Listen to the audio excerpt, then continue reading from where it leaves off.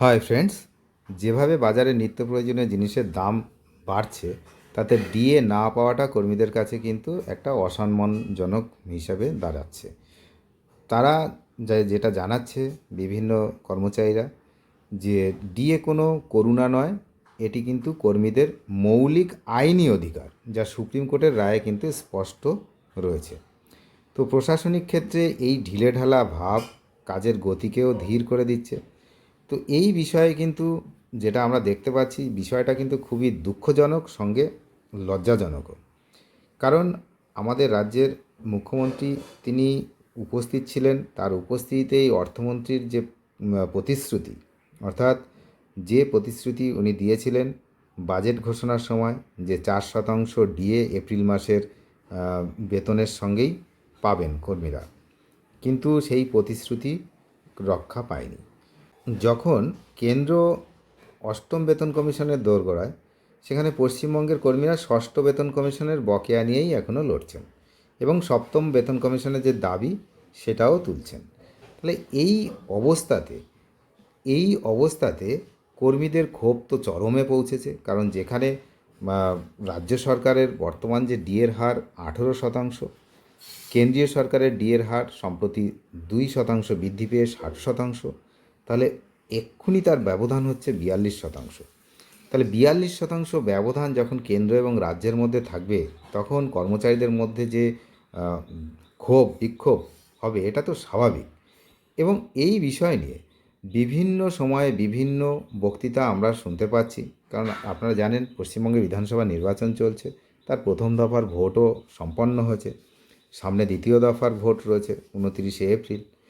কিন্তু এর মাঝখানে যে সমস্ত প্রচার হয়েছে, সেখানে কিন্তু স্বয়ং মুখ্যমন্ত্রী বলেছেন যে এই যে বর্ধিত 4%র যে বিষয়টা, সেটা ওনাকে অন্ধকারে রেখে নাকি বেশ কিছু কাজ করা হয়েছে। তার মধ্যে সবচেয়ে গুরুত্বপূর্ণ যে অভিযোগটা উনি করেছেন, সেটা খুবই গুরুত্বপূর্ণ, যে উনি নাকি জানেনই না ওনাকে অন্ধকারে রেখে এই নির্বাচন কমিশনের কাছে এই 4% ডিএ বানিয়ে নাকি যে অনুমতি চাওয়া হয়েছে। এই বিষয়টা কিন্তু খুবই গুরুত্বপূর্ণ, সবার কাছে লেগেছে। কারণ ওনাকে না জানিয়ে এই বিষয়টা কারা করলো, যে কমিশনের কাছে এই ডিএটা দেওয়া হবে কি না তার হচ্ছে যে পারমিশন, সে পারমিশন চাওয়ার জন্য দিয়েছে। আর আপনারা জানেন যে এই মুহূর্তে নির্বাচন কমিশনও হচ্ছে যেহেতু ভোট নিয়ে ব্যস্ত, তাহলে কি পারমিশন কখন কে চেয়েছে এ সমস্ত সব টেবিলের তলায় থাকবে। এখন কি সেগুলো ওঠে? এই সময় তাদের নির্বাচনের কাজ রয়েছে। তো সেই বিষয়টা হয়েছে। অন্যদিকে একটা কথা তো উঠছেই, যে যখন 4% বর্ধিত ডিএর জন্য নির্বাচন কমিশনের দ্বারস্থ হতে হয়, তখন অন্য অন্য যে সমস্ত প্রকল্পগুলোতে, আমি আর নাম বলছি না, আপনারা জানেন নতুন প্রকল্প তৈরি হয়েছে, তারপরে হচ্ছে পুরনো প্রকল্পেরও ভাতা বৃদ্ধি হয়েছে। তো সেই ক্ষেত্রে নির্বাচন কমিশনের দ্বারস্থ কেন কেউ হলেন না? এই বিষয়টা কিন্তু খুবই গুরুত্বপূর্ণ এবং এটা নিয়েই কিন্তু ক্ষোভের আগুন দিন দিন চড়ছে কর্মীদের মনে। যেহেতু 25% যে বকেয়া ডিএ, তার সিংহভাগ কর্মী হচ্ছে সেই ডিও পায়নি, সেই বকেয়া ডিএর একটা কানাকড়িও পায়নি এখনও পর্যন্ত। আবার অন্যদিকে যে বেতনের সঙ্গে, এপ্রিলের বেতনের সঙ্গে যে বর্ধিত 4% পাওয়ার কথা ছিল, সেইটা নিয়ে টালবাহনা চলছে।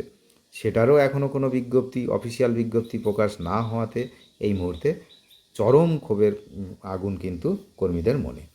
এখন দেখা যাক, মুখ্যমন্ত্রী তো বলছেন যে এই বেতনের সঙ্গে পাবেন, কিন্তু অলরেডি সমস্ত ডিপার্টমেন্ট তাদের ফাইল, যেগুলো সেই বেতনের যে কাঠামো যেরকম থাকে, সেগুলো ছেড়ে দিয়েছেন, ট্রেজারিতে পাঠিয়ে দেন। আপনারা জানেন বেতনের যে সমস্ত নিয়মকানুন রয়েছে, তো সেগুলো এপ্রিল মাসের 10 তারিখের মধ্যে যদি এই 4% ডিএর বিষয়টা ক্লিয়ার হতো, তাহলে বেতনের সঙ্গে পেতেন। কিন্তু এখন আর কোন নিয়মে সেটা এপ্রিলের বেতনের সঙ্গে পাবেন, এটা কিন্তু আমাদের জানা নেই।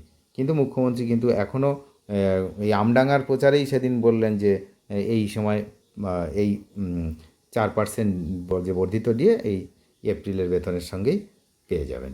তো যাই হোক, এই হলো বিষয়। এখন সেসব বিষয়ে আমরা নজর রাখছি, তবে দিন দিন কর্মীদের যে ক্ষোভ বিক্ষোভ সেটা বাড়ছে, আমরা সেদিকে নজর রাখছি। আপনারা নজর রাখুন। চ্যানেলে যারা নতুন, তারা নিয়মিত আপডেট পেতে অবশ্যই চ্যানেলটিকে সাবস্ক্রাইব করে সঙ্গে থাকবেন। ধন্যবাদ।